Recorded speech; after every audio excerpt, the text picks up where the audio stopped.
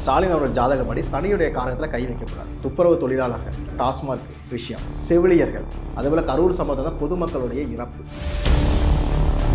2021 ஆட்சி அமைப்பார்னு 16லேயே நம்ம சொன்னோம்.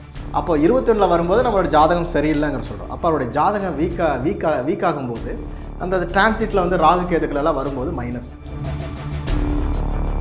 சுக்கிரதிசை ஆரம்பிச்சதுலேருந்து அவர் பீக்கில் இருப்பார், நல்லா செக் பண்ணிக்கங்க. ஆனால் அந்த கட்டமைக்கக்கூடிய பிம்பத்தில் போய் லாக் ஆகும்போது அந்த 11ஆம் இடம் சிறப்பாக இவர் மக்கள் மத்தியில் போய் சேர்த்துது.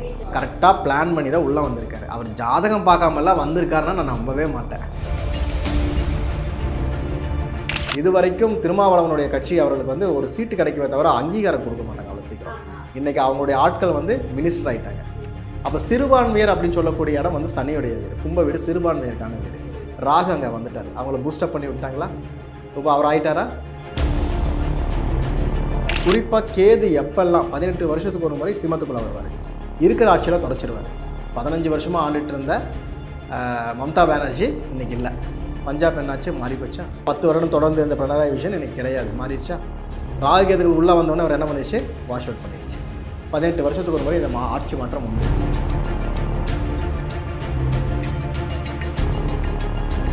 சார் வணக்கம். வணக்கம். எப்படி இருக்கீங்க? நல்லா இருக்கு மேடம். முதலமைச்சராக விஜய் அவர்கள் பதவி ஏற்கிறதுக்கு முன்னாடியே நீங்கள் வந்து ஒரு விஷயம் சொன்னீங்க, என்ன அப்படின்னா இங்கே கண்டிப்பாக ஆட்சி மாற்றம் நிகழும், ஒரு புதுமுகம் தான் வந்து ஆட்சி அமைப்பாங்க அப்படின்னு. ஸோ உங்களுடைய வாக்குனை வந்து உண்மையை சொல்லணும்னா உண்மையாக ஆயிருக்கு அப்படின்னு தான் நான் எடுத்துக்கிறேன். ஸோ எப்படி கணிச்சிங்க? விஜய் அவர்களுடைய ஜாதகம் உங்கள் கையில் இருந்ததா? நீங்கள் எப்படி கணிச்சு அவ்வளோ சரியான முடிவு கொடுத்தீங்க? ஓம் காலகால ஈஸ்வராய நமக, பிரபஞ்ச சக்திக்கு நன்றிகள். இப்போது புதுமுகம் வருவாங்க நான் சொல்லலை, ஆக்சுவலாக ஆட்சி மாற்றம் கன்ஃபார்மாக சொன்னேன். ஏன்னா நம்ம இல்லாத சொல்லக்கூடாது. என்னுடைய பதிவுகள் வந்து கடந்த ஆகஸ்ட் மாதம் என்னுடைய ஃபேஸ்புக் பதிவுகளும் என்னுடைய வீடியோவும் இருக்குது, ஆல்ரெடி நிறைய யூடியூப் சேனலில் இருக்குது. நம்ம பண்ணும்போது என்ன சொன்னோம்னா, இப்போ இருக்கிற திமுக அரசாங்கம் கண்டிப்பாக தோக்குது, புதிய கட்சி ஆட்சி அமைக்க போகுது, புதிய எதுவான இருக்கா, அது ஏடிஎம்கேவாக இருக்கலாம் அல்லது விஜய் கட்சியாக கூட இருக்கலாம். ஏன் நான் விஜய் கட்சி நான் மென்ஷன் பண்ணேன்னா, விஜய் அவர்களுடைய ஜாதகம் எனக்கு என் கையில் கிடையாது. நான் சோர்ஸ் மூலமாக ட்ரை பண்ணேன், பட் சரியான டீட்டெயில்ஸ் எனக்கு கிடைக்கல. பட் இன்றைக்கி வந்து ஒரிஜினல் ஜாதகம் நம்மக்கிட்ட இருக்குது. காரணம் வந்து அவருடைய அப்பா வந்து ஒருத்தர்கிட்ட ஜாதகம் பார்த்தவர் நம்மளுடைய நண்பர், அவர் மூலிமா கிடைச்சது. அதே போல் வந்து அவர் கூட இருக்கிறவருடைய ஆட்கள் வந்து ஜாதகமெல்லாம் பார்த்துருப்பாங்க இல்லையா, அவங்க வந்து என்னுடைய நண்பருடைய நண்பர். அதனால் அந்த மெயின் சோர்ஸ் எல்லாமே ரொம்ப ரெகுலர் மெயின் சோர்ஸஸ் அவங்க மூலிமா கிடைச்சது. ஸோ 3 பேர் கொடுத்த டேட்டாவும் சேம் டேட்டாஸ். ஸோ அதனால் பர்ஃபெக்டாக அதுதான் தெரியும். அப்புறம் அவர் நடந்த விஷயங்கள், இப்போ நடக்கிற இன்புட்ஸ் எல்லாம் செக் பண்ணும்போது ஜாதகம் கரெக்டுங்கிறத கன்ஃபார்ம் பண்ணிட்டோம். நாங்கள் வந்து மெயினாக வந்து ஆட்சி மாற்றத்துக்கான காரணம் என்ன அப்படின்னு கேட்டிங்கன்னா, ராகு கேதுகள் எப்பெல்லாம் வந்து ஜோதிட ரீதியாக சிம்மத்துக்குள்ளாரையும் கும்பத்துக்குள்ளாரையும் என்ட்ராகுதோ அன்றைக்கெல்லாம் ஆட்சி மாற்றம் இருக்கும். குறிப்பாக கேது எப்பெல்லாம் 18 வருஷத்துக்கு ஒரு முறை சிம்மத்துக்குள்ளே வருவார், இருக்கிற ஆட்சியில் தொடச்சிருவார், புதிய ஆட்சிகளை தான் அமைப்பார், இல்லைனா கூட்டணி ஆட்சிகளை கொண்டு வருவார். இருக்கிறத கட் பண்ணி வர்றது தான் கேது. அப்போ என்ன பண்ணுறோம்னா, இதோட ரீசைக்கிள்ஸ் எல்லாம் நம்ம செக் பண்ணுறோம். ஆல்ரெடி இருந்த டேட்டா பேஸ் எல்லாம் செக் பண்ணும்போது இப்போ ரீசெண்டாக பார்த்தீங்கன்னா மோடி அவர்கள் ஜெயிச்சிருப்பாங்க. மோடி அவர்கள் எப்படி ஜெயிச்சாங்கன்னு நீங்கள் நோட் பண்ணி பாருங்கள். முதல்ல 2 தடவையும் மெஜாரிட்டி, இந்த தடவை மெஜாரிட்டி இல்லை. ஸோ இங்கே வந்து கூட்டணி ஆட்சி. அப்போ நாங்கள் என்ன பண்ணோம்னா, அது ராகு கேதுகள் எப்பெல்லாம் வந்து கும்பத்துக்குள்ளே என்ட்ராகக்குன்னா 3 வருட காலகட்டங்கள் எப்பவும் ஒரு மாற்றம் இருக்குது. இதோட டேட்டாஸ் எல்லாம் பின்னாடி போய் செக் பண்ணால் இது நடந்திருக்கு. அதுக்கு எல்லாமே ஒன் பை ஒன்னாக சொல்கிறேன். ஏன் விஜய் இங்கே வந்தாருங்கிறது உங்களுக்கு ரீசன் தெரியும். அப்போ இந்த இடத்துல நாங்கள் செக் பண்ணும்போது சரி, இப்போ வந்து மோடி இங்கே வந்து மோடி மாறிட்டார், ஆனால் அவர் கூட்டணி ஆட்சி அவர் அக்செப்ட் பண்ணிக்கிட்டார், இல்லைன்னா அவரே தோற்றுருப்பார், வேறு ஆட்சி இது வந்திருக்கும். நம்ம காங்கிரஸ் ஸ்ட்ராங்காக இல்லைன்னு சொன்னாலும் கூட ரீசன் வந்து பாருங்கள், அவர் வந்து மீண்டும் கூட்டணி ஆட்சி தான் அமைச்சிருக்கார். வெஸ்ட் பெங்கால் 15 வருஷமாக ஆண்டுட்டு இருந்த மம்தா பானர்ஜி இன்றைக்கி இல்லை. 18 வருஷத்துக்கு முன்னாடி பாருங்கள், அப்போ தான் உள்ளே என்ட்ராகிறாங்க, வேற ஒரு கட்சியிலிருந்து அரசியலுக்குள்ளே வராங்க, தனி கட்சி ஆரம்பிக்கிறாங்க. அகைன் வந்து வெஸ்ட் பெங்காலில் ஜெயிச்சு 3 தடவை 15 வருஷமாக இருந்திருக்காங்க. ராகு கேதுகள் உள்ளே வந்தோடனே அவர் என்ன பண்ணிடுச்சு, வாஷ் அவுட் பண்ணிடுச்சு. 18 வருஷத்துக்கு ஒரு முறை இந்த ஆட்சி மாற்றம் உண்டு. ஒன்றாச்சுங்களா? பஞ்சாப் என்னாச்சு, மாறி போச்சா?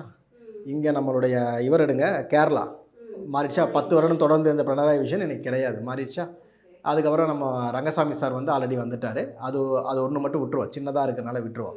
இங்கே தமிழ்நாட்டுக்குள்ளே மாறிடுச்சு. சரி, இதோடைய பழைய டேட்டா பேஸ் செக் பண்ணி பாருங்களேன்.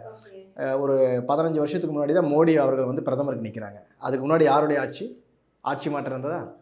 ஆட்சி மாறிச்சுன்னா அப்போவும் ராகு கேது இங்கே தான் இருந்தது. நான் சொல்கிறது எல்லாமே டேட்டா பேஸ். இது நம்மளுக்கு மட்டும் கிடையாது, உலகத்தில் நடக்கிற அத்தனை இடத்துலையும் மாறும். ட்ரம்ப் வரவே மாட்டான்னாங்க, செகண்ட் டைம் வந்துட்டாரா? நீங்கள் எப்படி வேணால் எடுத்துக்கங்க. எல்லாமே இந்த 2 வருட காலகட்டத்துக்குள் நடந்த விஷயங்கள். சரிங்களா? அப்போ இந்த விஷயங்கள்லாம் நம்ம ஆய்வு பண்ணும்போது இது கண்டிப்பாக மாறுங்க. இது வந்து நான் எப்போவுமே டேட்டாபேஸ் வச்சு 30 வருஷம் டேட்டாபேஸ் எப்போவுமே செக் பண்ணிகிட்டே இருப்போம் ஒவ்வொரு இடத்துக்கும். அதை வச்சு தான் நம்ம சொன்னோம். ஆனால் வெஸ்ட் பெங்காலில் மம்தா பானர்ஜி ஜெயிப்பாங்கன்னு 100% அடித்து சொன்னாங்க இந்த தடவை. வரவே வராது, க்ளீன் ஸ்வைப்புன்னு நம்ம சொன்னோம். ஏன்னா போன தடவையே பார்த்தீங்கன்னா ரொம்ப குறைந்த சீட்டில் தான் ஜெயித்தாங்க. BJP nearby last time. But இந்த தடவை கண்டிப்பாக வருவாங்கன்னு சொன்னாங்க. வர்றதுக்கு வாய்ப்பே இல்லை, ஆட்சி துடை தெரியப்படும்னு நம்ம சொன்னோம். 100% அது நடந்தது. அந்த அம்மா எனக்கு வந்து நான் ரிசைன் பண்ண மாட்டேன்னு சொல்லி உட்காந்துட்டு அது வந்து பெரிய இஷ்யூ ஆகிட்டுருக்கு. ஸோ இது எல்லாமே வந்து ராகு கேதுக்கள் சிம்ம வீட்டுகளையும் கும்பத்துலேயும் வரும்போது இருக்கிற ஆட்சியாளர்களை கவுத்து விட்டுரும். அப்போ புதுசாக யாரெல்லாம் வராங்களோ அவங்களாம் ஒரு கை பார்க்கலாம். அதுக்காக எல்லாருக்குமே வருமானம் வராது. மக்கள் செல்வாக்கோடு இருந்து ஒரு இடத்துக்கு வரலாம். ஒன்றும் இல்லை பாருங்கள், சனி வீட்டில் ராகு இருக்கார். இது வரைக்கும் திருமாவளவனுடைய கட்சி அவர்களுக்கு வந்து ஒரு சீட்டு கிடைக்கவே தவிர அங்கீகாரம் கொடுக்க மாட்டாங்க அவ்வளோ சீக்கிரம். இன்றைக்கி அவங்களுடைய ஆட்கள் வந்து மினிஸ்டர் ஆகிட்டாங்க. அப்போ சிறுபான்மையர் அப்படின்னு சொல்லக்கூடிய இடம் வந்து சனியுடைய வீடு, கும்ப வீடு சிறுபான்மையருக்கான வீடு. ராகு அங்கே வந்துட்டார். அவங்கள பூஸ்டப் பண்ணி விட்டாங்களா? இப்போ அவர் ஆயிட்டாரா?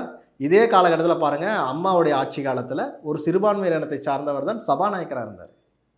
அப்போது அந்த ராகு கேதுக்களெல்லாம் இந்த மாதிரி வேலைகளை பண்ணும். நம்ம தைரியமாக சொல்லலாம், சார் உங்களுக்கெல்லாம் வாய்ப்பு இருக்குன்னு சொல்லலாம்.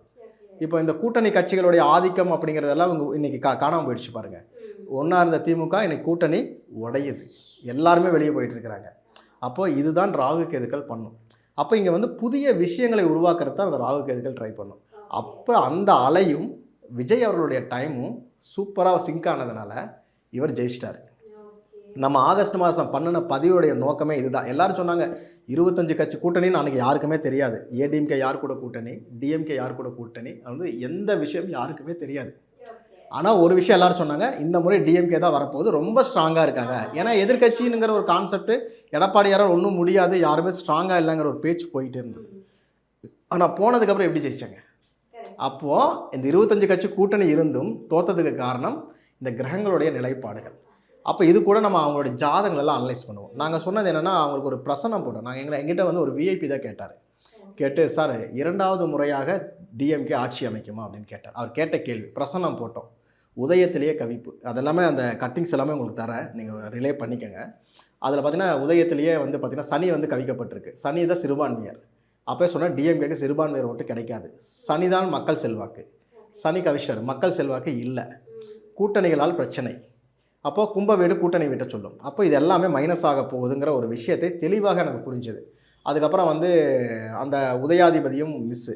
அப்போ எல்லா விதத்துலையுமே இது ஒரு நெகட்டிவான விஷயத்தில் இவங்க வந்து ரொம்ப ஸ்ட்ராங்காக பிலீவ் பண்ணுறாங்க அப்படிங்கிற விஷயம் மட்டும் தெரிஞ்சது. அதே போல் ராகுவுடைய தொடர்பு இருந்தது. ராகு வந்தாலே மாற்றம் என்பது கன்ஃபார்ம். எல்லாருடைய ஜாதகமே ராகு தொடர்பு வந்தால் மாற்றம் ஆகிடும். இது எல்லாமே நாங்கள் கணிச்சு தான் இந்த முறை டிஎம்கே ஆட்சி அமைக்காது, அதோட ஃபுல் ஃபார்ம். அப்போ அவங்க என்ன பண்ணணும்னு சில பேர் கேட்கும்போது அதுக்கே நான் வந்து சொல்லியிருந்தேன், கூட்டணி கட்சிகளுடைய ஆட்சி தான் வரப்போகுது. நல்லா கேட்டுங்க, கூட்டணி கட்சிகளுடைய ஆட்சி தான் வரப்போகுது. இல்லைனா தொங்கு சட்டசபைன்னு அந்த விஐபிக்கு சொன்னதை அப்படியே என்னுடைய பதிவுகளை எழுதிட்டு நான் என்ன சொன்னேன்னா, நீங்கள் இதில் ஜெயிக்கணும்னு நினச்சிங்கன்னா எவ்வளோ கட்சியை மேக்ஸிமம் சேர்த்துக்க முடியுமோ சேர்த்துக்கங்க.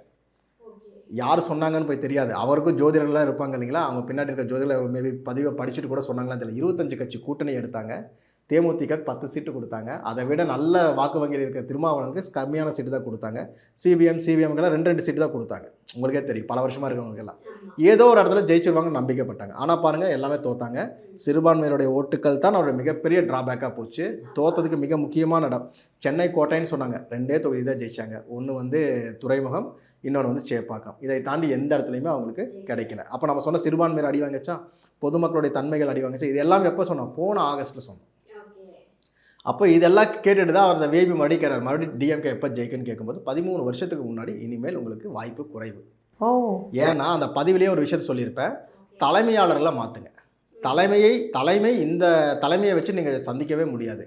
யாரெல்லாம் கேட்டாங்க, அவங்க 2 ஜாதகத்தை கொடுத்தாங்க. அந்த 2 ஜாதகத்துக்கும் தலைமைக்கான வாய்ப்பு இப்போதைக்கு இல்லை. இந்த தலைமை மாறினால் கூட்டணி கட்சிகளோடு சேர்ந்து 1% வாக்கு வித்தியாசத்தில் நீங்கள் 1% கூட்டணி கட்சி, அதாவது மெஜாரிட்டி இல்லாத மைனாரிட்டி திமுக அரசாங்கம் அமைக்க ஒரு வாய்ப்பு இருக்குது. ஆனால் இது சாத்தியமான எனக்கு தெரிஞ்சு வாய்ப்பே இல்லைங்கிறது என்னுடைய கான்செப்ட். ஆனால் 1% நீங்கள் கேட்கக்கூடிய விஷயம் நடக்கிறதுக்கு வாய்ப்பு இருக்குது. ஆனால் அப்போ வந்து விஜய் வந்து இவ்வளோ பெரிய எழுச்சியாக வருவார் யாருக்குமே தெரியாது. ஏன்னா அரசியல் கணிப்பாளர்களும் சரி, அரசியல்வாதிகளும் சரி, பெருசாக அவரை கணிக்க தவறிட்டாங்க இந்த இடத்துல. அப்போ நம்ம ஒரு ஜோசியர், நம்ம எப்படி கணிப்போம்? நம்மளும் கணிக்க மாட்டோம் இல்லையா? அப்போ வந்து நம்ம வந்து அந்த ஜாதகங்களை தான் நம்ம கணிப்போம். அப்படி எடுக்கும்போது நான் பார்த்த விஷயத்தில் ஸ்டாலின் அவருடைய ஜாதகங்கள் வரும்பொழுது அவருடைய திசாபுத்திகள் சரியில்லைங்கிறப்ப தலைமையை மாற்றுங்கணும். தலைமை மாற்றாமல் அவருடைய தலைமையில் தான் சந்திச்சாங்க. அவங்க தயாரா இல்லை. இதே விஷயத்த 2021 2016 அம்மா ஜெயிக்கிறாங்க. மறுபடியும் 16 கேட்கும்போது அந்த அம்மா ஜெயிப்பாங்க, ஆனால் உடம்புக்கு முடியாமல் போகணும், ஆனால் அவர் இல்லை இன்னைக்கு. அந்த டயத்தில் இதே டிஎம்கே சார்ந்த ஒரு நபர் வந்து என்கிட்ட கேட்டாங்க, சார் எங்கள் கட்சி எப்போ சார் ஜெயிக்கும்? 2 தடவை அவங்களே ஜெயிச்சிட்டாங்க, எங்கள் கட்சி எப்போ? நான் சொன்னேன் அப்போ வந்து ஸ்டாலினோட ஜாதகம் என் கைக்கு வருது. 2021 உங்கள் ஆட்சி. எனக்கு அப்போ வந்து அம்மா தான் அடுத்து உயிரோடு இருக்கிறாங்களா, ஆட்சி பண்ணுவாங்கன்னு எனக்கு தெரியாது. அதே போல் யார் எடப்பாடியார் வருவாரான்னு எனக்கு தெரியாது. ஆனால் அப்போவே சொன்னால் 2021 உங்களுடைய ஆட்சி வந்துடும், ஏன்னா ஸ்டாலினுடைய ஜாதகம் ரொம்ப ஸ்ட்ராங்காக இருக்குது. எப்படின்னு கேட்டாங்க. இதுக்கு முன்னாடி வந்து தேமுதிக தான் எதிர்க்கட்சி தலைவராக உட்காந்தாங்க. 3வது நிலையில் தான் டிஎம்கே ஆட்சி இருந்தது. அப்போது 3வது நிலையில் இருந்த டிஎம்கே 2016 ஈக்குவல் 100 சீட்ஸ் வாங்கி கலைஞர் இறந்த பிறகு இவருடைய ஸ்டாலினுடைய தலைமையில் நிற்கும்போது 100 சீட்டு வாங்கினாங்க. அப்போது அவருடைய ஜாதகம் ரைஸ் ஆகுது. அப்போ இதோட மேக்ஸிமம் எண்டு எங்கே போய் நிற்கணும்னா சிஎம் ஆகிறதுல போய் நிற்கும். அதை வச்சு நம்ம சொன்னால் சனி திசை சுக்கிரபதியில் அவர் சிஎம் ஆகிடுவார். அதுக்கான வாய்ப்புகள் எல்லாமே சிறப்பாக இருக்குது. மேலேருந்து கீழே வரைக்கும் அவருக்கு செல்வாக்கு இருக்குன்னு சொன்னோம், ஜெயிச்சார். அதே ஆட்கள் மறுபடியும் கேட்கும்போது தான் இன்றைக்கி சொன்னால் தோற்றுருவாங்கன்னு சொல்லும்போது அவங்களை ஏற்றுக்க முடியல. போன தடவை ஜெயிப்பான்னு சொல்கிறப்ப ஏற்றுக்கிட்டீங்க, ஆனால் தோப்பான்னு சொல்கிறப்ப நம்பலை. சார் ஜெயிச்சிட்டாங்கன்னா உங்களுடைய பேரில் கெட்டு போயிடுனாங்க. சார் எனக்கு கணிப்பு, நான் வருது கொடுக்குறேன், உங்களுடைய விருப்பம். ஜெயிக்காது ஆண்டவன் கையில் இருக்குது, என் கையில் ஒன்றும் கிடையாது. ஏன்னா ரொம்ப நம்புறவங்களாம் தோற்று தான் போயிருக்காங்க நான் பார்த்த வரைக்கும். ஓவர் கான்ஃபிடென்ட் உடம்புக்கு ஆகாது, பார்த்துக்குங்கண்ணா. கரெக்டாக பாருங்கள், டிசம்பர் வரைக்கும் நம்ம விஜய் அவர்கள் வந்து ஜெயிப்பாங்கன்னு யாருக்குமே நம்பிக்கை கிடையாது. அதுக்கப்புறம் அவர் வந்து கொஞ்சம் கொஞ்சமாக ரைஸ் ஆகி கரூர் சம்பவம் மிகப்பெரிய ப்ளஸ் பாயிண்ட் அவருக்கு. இவருடைய ஜாதகப்படி யார், நம்மளுடைய ஸ்டாலின் அவருடைய ஜாதகப்படி சனியுடைய காரகத்தில் கை வைக்கக்கூடாது. ஒன்று துப்புரவு தொழிலாளர்கள், 2வது வந்து பார்த்திங்கன்னா டாஸ்மார்க் விஷயம், செவிலியர்கள். இந்த விஷயமெல்லாம் அவர் எந்த ஒரு வாக்குறுதியும் ப்ராப்பராக நிறைவேற்றலைங்கிற பிரச்சனை அவருக்குள்ளே இருக்குது. அதேபோல் கரூர் சம்பவத்தை தான் பொதுமக்களுடைய இறப்பு. அவர் யார் மேலே வேணால் தவறாக இருக்கலாம், அதாவது அது விபத்தாக கூட இருக்கலாம், இல்லை வந்து இயற்கையாக நடந்த ஒரு விஷயமாக கூட. ஆனால் பேர் யாருக்கு கேட்டது? இவருக்கு தான். எல்லாமே விஜயை வந்து ஒரு நெரட்டிவ் செட் பண்ணாங்க, ஆனால் அது ரிவர்ஸ் ஆகிடுச்சு. இதெல்லாம் பண்ணக்கூடாது, எந்த அரசும் பண்ணக்கூடாது. டைம் நல்லா இருந்தால் அவங்களுக்கு சாதகமாக போகும், டைம் நல்லா இல்லைன்னா பாதகமாக போகும். அதுதான் அங்கே நடந்தது. சார், இப்போ வந்து கரூர் சம்பவம் தான் விஜய் அவர்களுக்கு வந்து ஒரு சப்போர்ட்டிவாக மாறி இருக்குது அப்படின்றீங்க. இப்போ உங்கள் கையில் ஜாதகம் இருந்திருக்கு, நீங்கள் நிறைய விஷயங்களை கணிச்சிருக்கீங்க. நீங்கள் இப்போ வரைக்குமே சொன்ன எந்த விஷயமுமே டேட்டா இல்லாமலோ இல்லை ஒரு விஷயத்தை கணிக்காமலோ நீங்கள் பேசல, எல்லாமே டேட்டாவோட பேசுகிறீங்க, ஒரு விஷயத்தை கணிச்சதுக்கப்புறமா தான் பேசுகிறீங்க. இப்போ விஜய் சாரோட ஜாதகம் உங்கள் கையில் இருக்கு இல்லையா? ஸோ அதை பார்த்ததுக்கப்புறம் உங்களுக்கு என்ன தோணுது? ஏன்னா இங்கே வந்து நீங்கள் பார்த்தீங்கன்னா ஒரு கட்சி ஆட்சி மேலே இருக்கக்கூடிய அதிருப்தி தான் வந்து இன்னொரு கட்சி இங்கே ஆட்சி அமைக்கிறதுக்கு வழிவகுக்கும். ஆனால் விஜய் அவர்களுக்கு முற்றிலும் அப்படியே வேறு.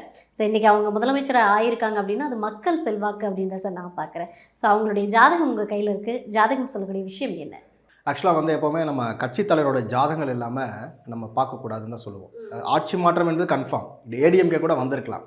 பட் அவர் ஏன் ஸ்ட்ராங் ஆகாமல் புதுசாக வந்த ஒருத்தர் எம்ஜிஆர் மாதிரி எப்படி திடீர்னு வந்து 2 வருஷத்தில் கட்சி ஆரம்பித்து ஒரு 2 வருஷத்தில் எப்படி மிராக்கிள் இல்லையா? அப்போ இதுக்கு வந்து பார்த்திங்கன்னா நம்ம என்ன தான் மக்கள் செல்வாக்கு இருந்தாலுமே நம்ம டிஎம்கே சாதாரணமாக இடம் போட்டுற முடியாது. கூட்டணி கட்சி இருக்குது, பாரம்பரிய கட்சி, 60-70 வருஷம் ஆன ஒரு கட்சி.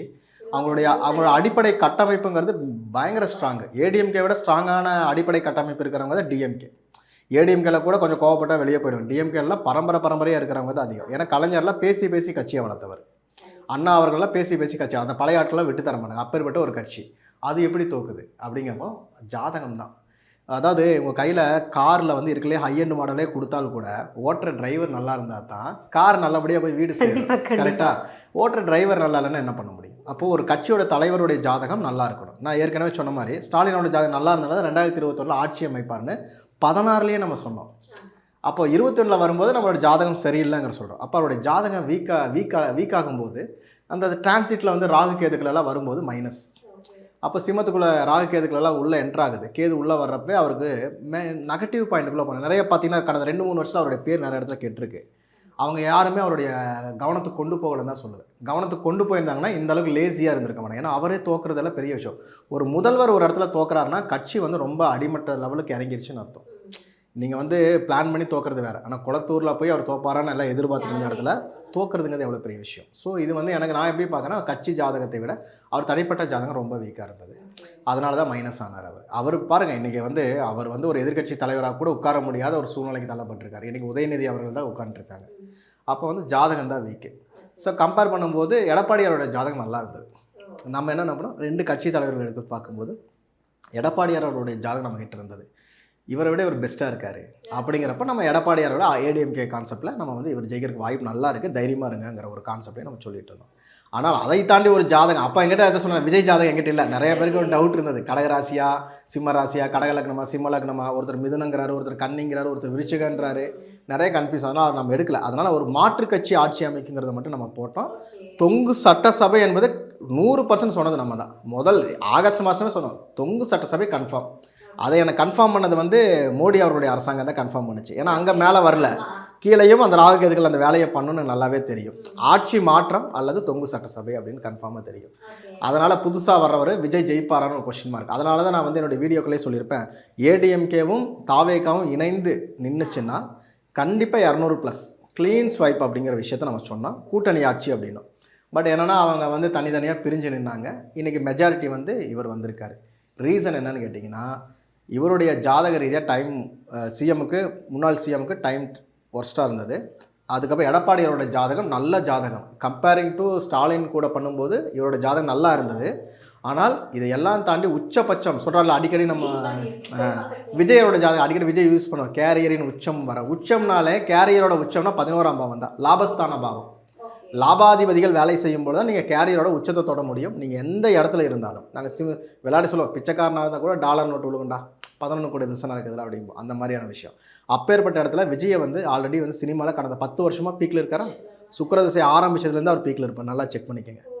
அதுக்கு முன்னாடியெல்லாம் படங்கள் வந்து நிறைய நெகட்டிவிட்டி வரும், அவரை வந்து பெருசாக கலெக்ஷன் இல்லாம்பாங்க, நல்லா இருந்தால் படம் இல்லைம்பாங்க, ஏதாவது ஒன்று ஓடிட்டுருக்கும். நிறையா படங்கள் லாஸ் பண்ணியிருக்கார் அவரும். ஆனால் சுக்கிர திசை ஆரம்பிச்சது பாருங்கள், அவருடைய கேரியரில் மட்டும் அவருடைய பேர் மட்டும் மேலே மேலே வளர்ந்துட்டே இருக்கும். கலெக்ஷன் இருக்கோ இல்லையோ அவர் பேர் எங்கேயுமே நெகட்டிவ் வராது. அந்த க்ரீன்ஸ் ப்ரெசன்ஸ்லேருந்து எல்லாமே நிறைய லுக்கிலேருந்து எல்லாமே மாற்றினார், பார்த்துருப்பீங்க. முன்னாடி இருந்த விஜயுடைய நடிப்பு வேறு மாதிரி இருக்கும், இதுக்கப்புறம் இந்த 10 வருஷத்தில் அவருடைய நடிப்பெல்லாம் பாருங்க கொஞ்சம் மாறுதலுக்கு உட்பட்டிருக்கும். அந்த ப்ரெசன்ஸ் எல்லாமே வேறு லெவலில் கொடுத்துருப்பார் படத்தில். அப்போ அவர் என்ன பண்ணுறாருன்னா, அந்த கட்டமைக்கக்கூடிய பிம்பத்தில் போய் லாக் ஆகும்போது அந்த 11ஆம் இடம் சிறப்பாக இவர் மக்கள் மத்தியில் போய் சேர்த்துது. அது வந்து மேக்ஸிமம் சுக்கிரதசை குரு புத்தி வரைக்கும் அவர் டைம், அருமையான டைம் என்பது கன்ஃபார்ம் ஆயிடுச்சு. அதனால தான் அவர் கரெக்டாக பிளான் பண்ணி தான் உள்ளே வந்திருக்காரு. அவர் ஜாதகம் பார்க்காமலாம் வந்திருக்காருன்னா நான் நம்பவே மாட்டேன். கண்டிப்பாக அதுக்கு பின்னாடி ரத்தன் பாண்டே அவர் இருக்கார். பட் இருந்தாலும் அவருடைய ஜாதகம் நல்லா இருக்குது. 11ஆம் இடம் வந்து உச்சபட்ச லாபம். நீங்கள் எந்த துறையை தேர்ந்தெடுத்தாலும் உங்கள் வாழ்க்கையில் அந்த உச்சத்தை தொடணும்னா 11ஆம் இடம் வேலை செய்யும். அல்லது 11 கூடிய கிரகத்தினுடைய சாரத்தில் இல்லாத கிரகம் வந்து திசை நடத்தணும். நடத்திருச்சுன்னா நீங்கள் லைஃப்பில் மேலே வந்துடுவீங்க. அப்போ அவருடைய மைண்டில் என்ன இருக்குன்னா, நான் சிஎம் ஆகணுங்கிறது ரொம்ப நாள் ஆசை, அதுக்கான வேலையெல்லாம் பார்த்துட்டே இருந்தார். கரெக்டாக அந்த டயத்தை வந்து ஃபில் பண்ணாருன்னு சொல்லுது. ஸோ நல்ல டைம் அவருக்கு. ஸோ அவருடைய ஜாதகம் தான் அவரை ஏற்றி விட்டுருக்கு. பட் இதே நிலை நீடிக்குமா அப்படிங்கிறது ஒரு கொஸ்டின் மார்க்.